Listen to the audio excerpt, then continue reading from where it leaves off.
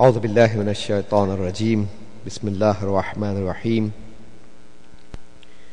الحمد لله رب العالمين الحمد لله الذي ليس لأوليته ابتداء ولا لأزليته انقضاء وانحسرت الأوصاف عن كنه معرفته وردعت عظمته العقول والذي لا تواري عنه سماء ولا أرض أرضاه ثم الصلاة والسلام والتحية والإكرام على سيد البطحاء سيد المرسلين والأنبياء أبي القاسم محمد المصطفى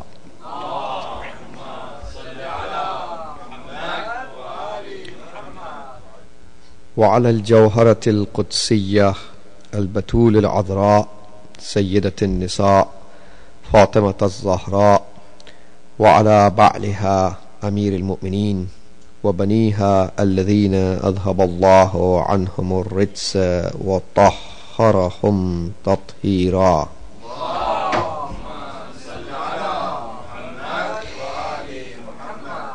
لا سيما على بقية الله وحجته الكبرى الذي بيمنه رزق الورى وبوجوده ثبتت الأرض والسماء ولولاه لصاخت الأرض بأهلها واللعنة الدائمة على أعدائهم أجمعين من حين عداوتهم إلى قيام يوم الدين. أما بعد، فقد قال رسول الله صلى الله عليه وآله وسلم: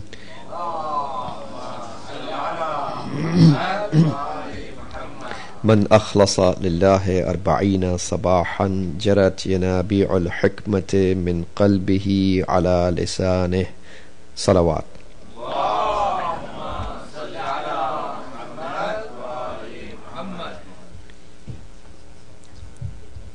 We were discussing the divine value system and various values of Quran and Ahlul Bayt alayhimus salam one by one. And last Thursday, in the last lesson, I talked about two of the very fundamental values, which are al-hubbu fillah wal-bughdhu fillah. That means our religion is asking the believers that when they love someone or something, they love it for the sake of Allah, and when they hate someone or something, they hate for the sake of Allah. This is considered to be the strongest handle and grip of our religion. When some of the ashab asked the Holy Prophet, Ayyu oral Islami awsaq, which of the grips or handles of Islam are the most is the strongest, or something that you can rely upon more, strongest of all. And some of the this is what Prophet asked his ashab actually, and they replied, Allah wa rasuluhu a'lam, Allah and his messenger knows best. And some of the ashab who were present there, they said as-salat.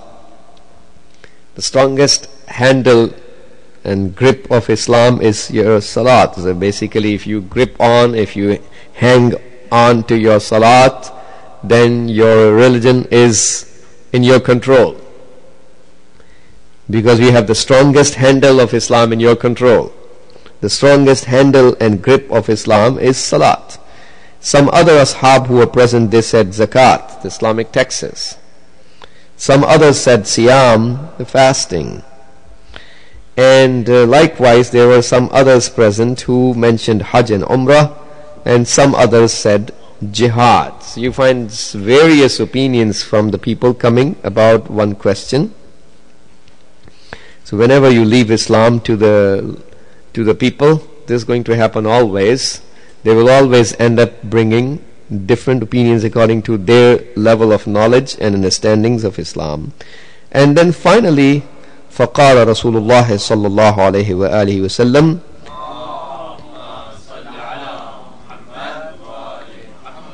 Prophet said, لِكُلِّ مَا قُلْتُمْ فَضْلٌ. Each thing that you said has a fadl, a fadilat, a thing, it has a superiority, it has a sharaf in Islam. In other words, it is superior, it is good to do. So salat, and fasting and hajj, all those things, in other words, they have fadilat. It's good to perform those things, in other words. وَلَيْسَ بِهِ. Each one of those things has a fadilat, has a fadl, but that's not it. That's not the strongest handle, that means. And وَلَكِنْ أَوْسَقُ عُرَى الْإِيمَانِ الْحُبُّ فِي اللَّهِ وَالْبُغْضُ فِي اللَّهِ. But the most strongest handle of Islam, of Iman, Prophet said here, the strongest handle of Iman is loving for the sake of Allah and hating for the sake of Allah. And then he says, وَتُوَالِي أَوْلِيَاءَ اللَّهِ وَتَوَالِي أَوْلِيَاءِ اللَّهِ. This is masdar al-mudaf. وَتَوَالِي أَوْلِيَاءِ اللَّهِ وَالتَّبَرِّي مِنْ عَنْ أَعْدَاءِ اللَّهِ. That means you love the beloved servants of Allah, and you distance yourself and do tabarri and bara'at from the enemies of Allah. So this is like somebody who has this teaching of Islam in his control, then his iman is not going to go anywhere. Everything else, he may be good, he may be bad, he may be doing very well, he may not be doing very well, he may be kamil, he may be naqis. But as long as this thing is there, he is still called mu'min. You cannot call him a non-mu'min. So if a person has lost this handle and grip of Islam, and he may be doing the rest, salat and siyam and hajj and zakat and khums and fitra and fasting and jihad and all the rest of things, but when it comes to loving for the sake of Allah, he is loose personality, loose character. When it comes to hating for the sake of Allah, he is a loose character person. He doesn't stick on that principle. This person may be called a mu'min, may not be called a mu'min. Depends on his current situation. So what guarantees our iman to be safe and sound, nothing is going to go wrong with iman, is if you have this handle in your control. So this is the most important thing, to protect the bottom line. The bottom line means the asas of Islam is protected. Now you further higher levels of iman, you can increase and enhance and polish further with your salat and siyam and zakat and hijab and all the things. Further you can keep on polishing. As you look at the status of the people of Medina in the time of Imam Hussein alayhi salam, they were praying and fasting and all that. And people of Kufa in the time of Musa ibn Aqil salamullah alayh, they were praying and fasting and hijab and all that. Isn't it right? So what was missing is this handle of iman. And they deserve la'nat till the day of judgment, except those who did the tawbah before death. So this handle, there's nothing can replace this fact that what protects our iman safe and sound is these two things, hub and both for the sake of Allah. So that's the bottom line of Islam. Now, who are we supposed to love? So Allah has said in Surah Al-Ma'idah, إِنَّمَا وَلِيُّكُمُ اللَّهُ وَرَسُولُهُ وَالَّذِينَ آمَنُوا الَّذِينَ يُقِيمُونَ الصَّلَاةَ وَيُؤْتُونَ الزَّكَاةَ وَهُمْ رَاكِعُونَ. Isn't it right? Ayatul Walaya, how we call it in our, in the reference when we discuss that ayat in Ilm al-Kalam, we call the Ayatul Walaya. So, in the light of the Ayatul Walaya, we learn that we are supposed to love Allah and His Messenger and the Ulul Amr, the Ahlul Bayt alayhim salam. So these are the mizan. We are supposed to love them. Their love is Allah's love. Loving Prophet and loving Ahlul Bayt is equal to loving Allah, isn't it? So So and whoever hates them is equal to hating Allah himself, because their mashiyat was equal to the mashiyat of Allah. Whenever they liked something, they liked it for the sake of Allah. When they disliked something, they took a mawqif, they took a stance, and they opposed anyone or anything, it was for the sake of Allah. So they are the madhar and reflection of Allah. So loving them and hating them equals to loving Allah and hating Allah. So who are we supposed to love? Allah and His Messenger and Ahlul Bayt. And they are the awliya Allah, they are the beloved servants of Allah. Who are we supposed to hate? Enemies of Allah, enemies of Rasul, enemies of the Ahlul Bayt. It's very simple. Now what is the asar?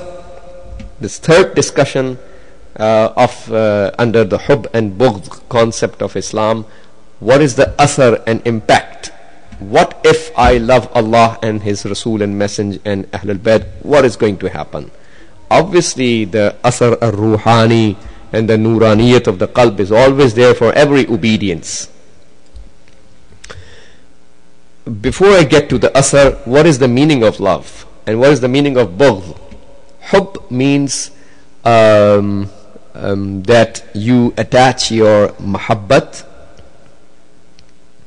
Mualat means mualat and muadat, holding someone as your wali and beloved, holding someone as your adu and enemy. So mualat and muadat concept of Islam. Mualat means muhabbat and nusrat and mutaba'at. That means you love someone and you help that somebody, provide your nusrat and help, and you do mutaba'at and ittiba'. That means you follow practically in your policies of life. Whereas the mu'adat and holding someone as your adu and enemy means wal mukhasama, that means you oppose, wa dhulm, that means you do dhulm towards their haqq on your neck, and you don't obey and don't follow their policies. So this is the meaning of the hub and both concept. Now coming back to the athar, if we love Allah and His awliya, the asar on the qalb for every obedience of Allah is the nur and nuraniyat in the qalb which happens. And obviously we have sawab in the uqba, in the akhirat, if we can maintain our hasanat and our faith till the last day of our life, and we die with iman, we will get the sawab. But sawabu ala iman, al islamu yuhqanu bihi dam wa tuadda bihi al amana wa tustahallu bihi al furuj wa sawabu ala al iman. The hadith says. So Islam has these benefits. So basically the yuhqan bihi dam means the blood of a person becomes muhtaram, so no one can shed the blood of a Muslim. Isn't it right? We don't even shed the blood of a non-Muslim, isn't it right? So if somebody, Islam never kills the non-Muslims either, but we are discussing our fiqhi rulings. And وَتُؤَدَّ بِهِ الْأَمَانَةِ, so we take care of the amanat, and likewise تُسْتَحَلُّ بِهِ الْفُرُوجِ means we can marry among the Muslim community with each other. But the sawab on the Day of Judgment is going to be given based on the iman, not based on Islam. You never find in any hadith where we find the sawab is based on Islam. Just a person has a lip service kalima on his tongue, and he will be rewarded like Abu Sufyan had the lip service kalima. So sawab is always on iman, not on Islam.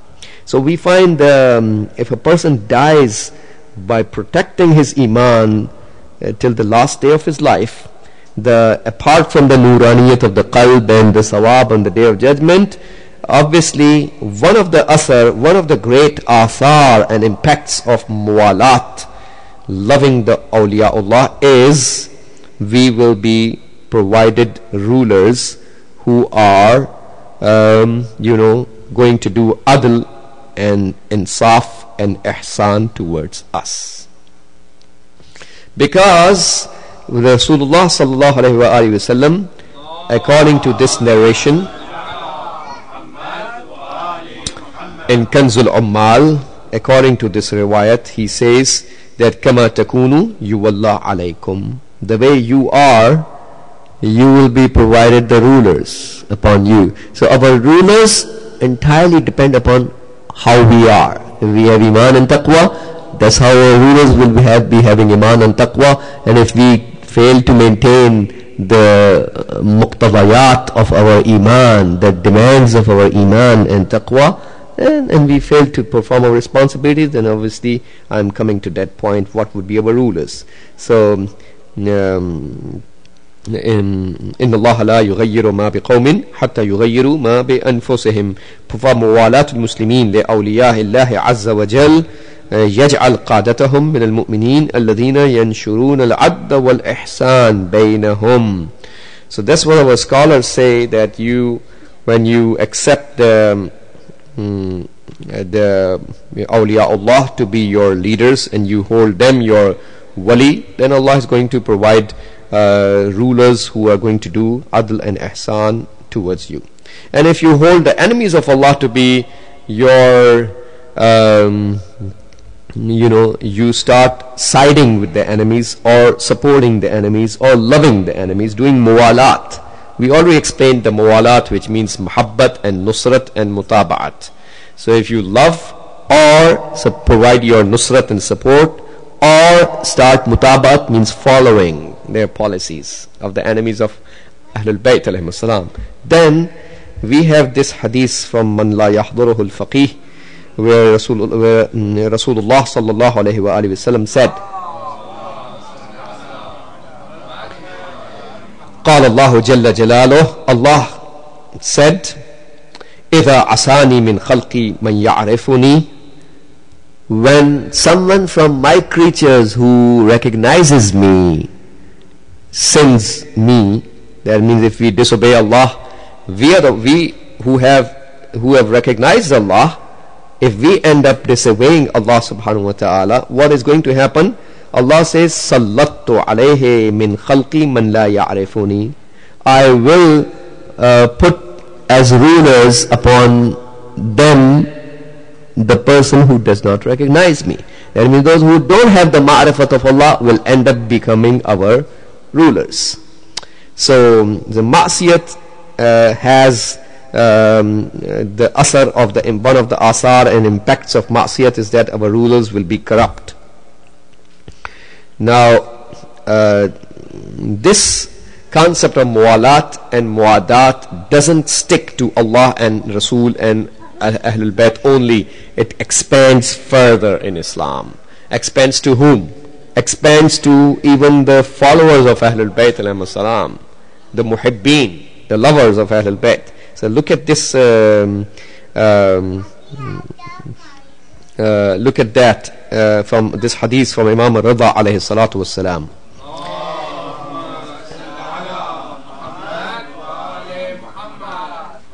So where he says that man wasala lana qati'an aw qata'a lana wasilan, somebody who breaks away from Ahlul Bayt, if we maintain our relationship with that person, man wasala lana qati'an, there is a guy who breaks away from the risalat of Rasulullah and the walayat of Ahlul Bayt, we still maintain our relation with that person.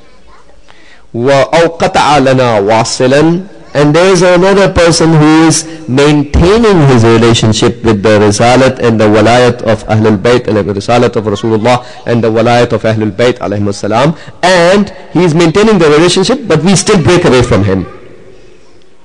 أَوْ مَدَحَ لَنَا عَائِبًا, or somebody who praises the person who searches faults in the personality of Ahlul Bayt.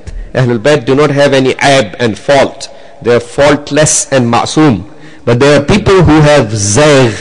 They have zagh and kaji, how we say in Farsi. They have kaji and zagh, and their qalb and qulub are tilted.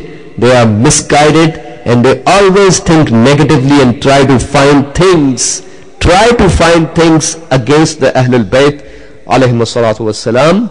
And so if that kind of person who's trying to search faults in the personality of Amir al-Mu'minin alayhi salam, in the personality of Imam al-Baqir alayhi salam, in the personality of any of the Ahlul Bayt alayhi salam, and we praise this person, or أو أكرم لنا مخالفا, or somebody who respects a person who is our opponent, mukhalif of Ahlul Bayt. So what would happen if somebody does that? Keeps the relationship with the one who breaks away from the one who maintains the relationship with Ahlul Bayt, praises the one who seeks fault, searches faults in Ahlul Bayt alayhi salam, who do not have any fault, and anyone who respects the person who opposes Ahlul Bayt. What is going to happen? فَلَيْسَ مِنَّا وَلَسْنَا مِنْهُ. Neither he has anything to do with us, nor we have anything to do with him. So basically, when Ahlul Bayt say that kind of statement, فَلَيْسَ مِنَّا وَلَسْنَا مِنْهُ, it means that this guy is not a Muslim. When he has nothing to do with Ahlul Bayt, that translates into the fact that this person loses his entire religion. So basically, hub and bughd concept deprives us from the religion itself and the iman. Now we have this hadith from Imam al-Baqir alayhi salatu wassalam.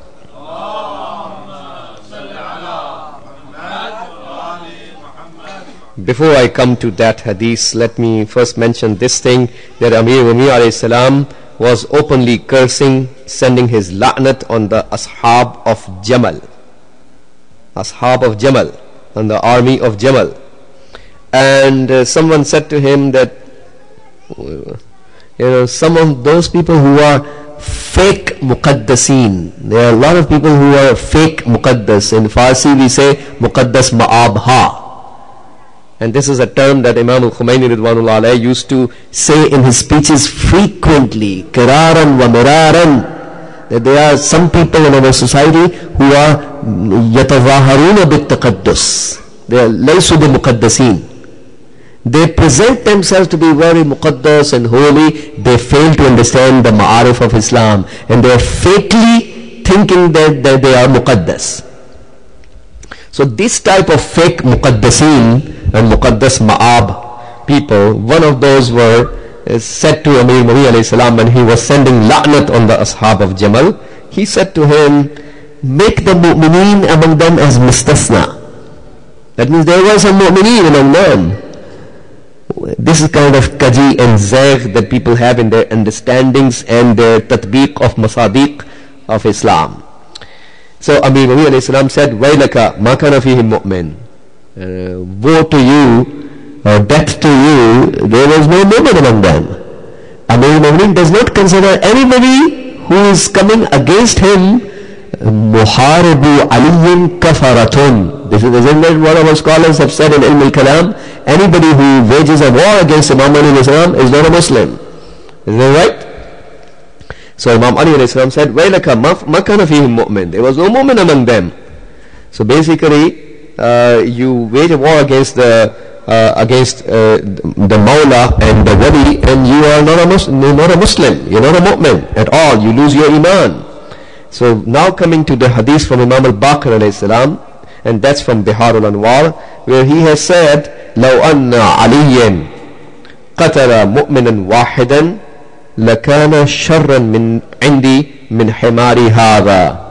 If Ali alayhi salam has killed one mu'min, it would be worse in my eyes than this donkey of mine.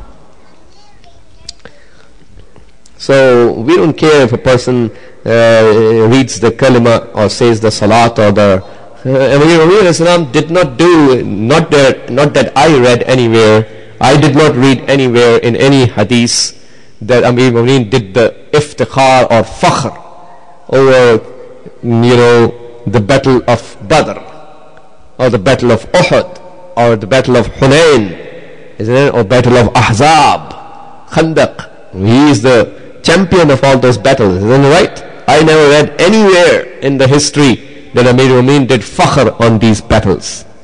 But I did read that he did fakhr about, he was muftakhir over the battle of Khawarij, Nahrawan. So in the Badr and Uhud and Ahzab, the Khandaq and Hunain, he was killing whom? He was killing the kuffar. You never find in any history, not that I read, that Amir al-Mu'minin was doing fakhr over killing the kuffar. But when it comes to the Khawarij, he says, أَنَا فَقَعْتُ عَيْنَ الْفِتْنَةِ وَلَمْ يَكُنْ لِيَجْتَرِيَ عَلَيْهَا أَحَدٌ غَيْرِي. I am the one who broke the eye of fitna. I crushed the eye of fitna. He's talking about killing of the Khawarij. All the Khawarij were killed except 9 people who ran away. And Imam Ali ﷺ stopped his followers from chasing them and killing them. He said, لا تقتلوا الخوارج بعدي فليس من طلب الحق فأخطأه كمن طلب الباطل فأدركه. So he stopped his followers from killing Khawarij any further. So 9 people precisely ran away and all the rest were killed. And he is feeling proud over killing the Khawarij. See, not everybody is ready to kill the Khawarij, because there were people who were saying, these are people who are praying and fasting. How you consider it to be jaiz to kill them? Isn't it right? Now it becomes hard in the Muslim community. When you are living in the Muslim community and you wage a war, you are ready to fight. He did not wage the war. I mean, they waged the war. But you are ready to fight. You are ready to fight against those people who are praying and fasting. Now there will be muqaddaseen coming to you. Isn't it right?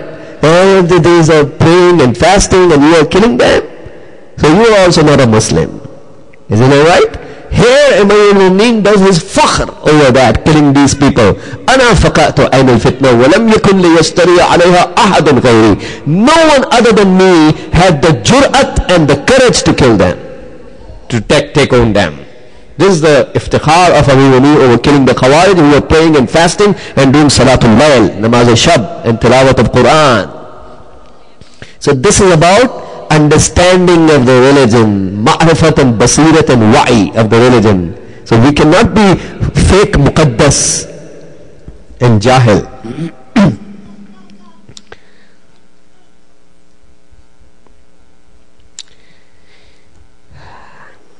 So, and the same situation happened, inshallah, in the next lecture. In the continuation of the concept of hub and bughd, inshallah, I will talk about who are the mabghudeen, the hated people in the eyes of Allah, one after the other. The list, inshallah, I will mention the list of people who are hated one by one, and so we can precisely understand, inshallah. But before I come to the end, and about the Battle of Siffin also, we find that lots of people, obviously the same Khawarij people, lots of people broke away from Amir al-Mu'minin alayhi salam, and they raised the fake and stupid slogan of La hukma illa lillah. Isn't it right? There is no one has the right to rule other than Allah. Why? And they said neither Muawiyah has the right to rule nor Ali has the right to rule. Both of them are on batil and both of them are kafir. Na'udhu billah. About Imam Ali ﷺ. So why? Because Amr ibn As raised the Quran over the spear and he deceived the people who were simple-minded, and it worked for the awliya of shaitan. For those who are the lovers of shaitan and ahmaq and silly people, aghbiya, it worked very well. The whole bunch of people became Khawarij because of Amr ibn As. Isn't that right? So it works very well for the stupid people who don't have the why. They're always ready to be deceived by the wasawis of shaitan. So we find that Khawarij broke away. They called Amir al-Mu'minin to be kafir, and they not just consider him to be wajib al-qatl, but consider everyone who followed Imam Ali to be wajib al-qatl. Isn't it right? That's why they killed Khabbab ibn al-Arrat, salamullahi alayh, a very great mu'min and one of the staunch allies of Amir Mu'minin Islam. Not just him, but they killed his wife. Not just the wife, but also the baby in the stomach. Isn't it right? They killed all because this baby will be born and he will tomorrow be a supporter of Ali. So look at how far these fake muqaddasin, fake taqaddus of Islam, along with Salatul Layl, can take you that far to kill a baby who is not even born. So when Amir Mu'minin Islam at the Battle of Siffin, we find some people, the Khawarij, who later became called Khawarij, broke away from Ali alayhi salam, and they said that it's not allowed to kill the Muslims. And Amir Mu'minin alayhi salam, for this category of people who used to consider the enemy of Muawiyah to be Muslims, we don't consider the Banu Umayyah to be Muslims, isn't it right? We don't consider the Ashab of Siffin to be Muslims, but there were some people still in the Muslim community who were considering Ashab of Muawiyah to be Muslims. And they were saying it's not allowed to kill your fellow Muslim brother. And Amir Mu'minin alayhi salam replied to this category of people, to some people he replied that, which I am paraphrasing in my own words, that the army of Muawiyah are not Muslims. They are doing tawahur. They are showing their Islam and hiding their kufr. And when they find A'wan or Ansar and companions, they will openly express their kufr. So again, this requires basirat and wa'i to understand and discover. And this basirat can only come with the leadership. Those mu'mineen who are not connected with the walayat and the leadership has no guarantee to discover who is the enemy, and thus we will not be able to do what we are supposed to do towards the a'da'ullah. So it's very important to stay in touch with the leadership concept of Islam. So we continue to discover the a'da of Allah subhanahu wa ta'ala and Ahlul Bayt, and we do our fara'id against those a'da. Inshallah, in the next lesson I will talk about al-mabghudun ilallah. What is the list of people who are hated by Allah subhanahu wa ta'ala. Wa sallallahu ala sayyidina wa nabiyyina Muhammadin wa alihi at-tahirin.